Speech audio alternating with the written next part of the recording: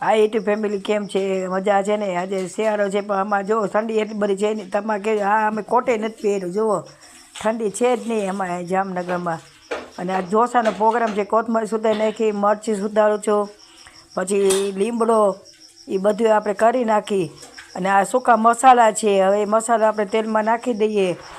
ને આજે આદું પીસેલું અમે રાખેલું છે એ પણ નાખી દઈએ. ત્યાર પછી મરચી નાખી દઈએ, કોથમરી, ટમેટાં આવું બધું નાખીને હલાવી નાખવાનું.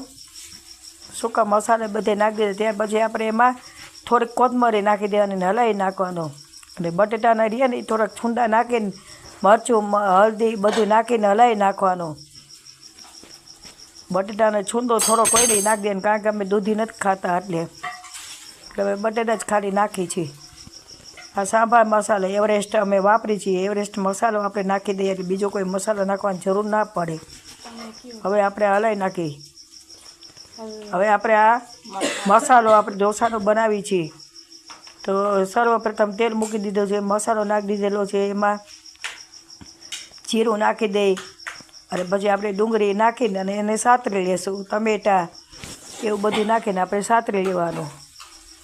એક બાજુ આપણે સંભાળ થઈ ગયેલો છે એટલે એ પણ ગરમ એમાં રાખી દીધો છે. એમાં મરચી, હળદી બધું નાખી દેવાનું. મસાલા સ્વાદ પ્રમાણે બધું નાખીને હલાવી નાખવાનું. અને પછી આપણે બટેટાનો જે કંઈ છૂંદો કરેલો હતો એ નાખી દીધો. આપણે મસાલો કમ્પ્લીટ ઢોસાનો.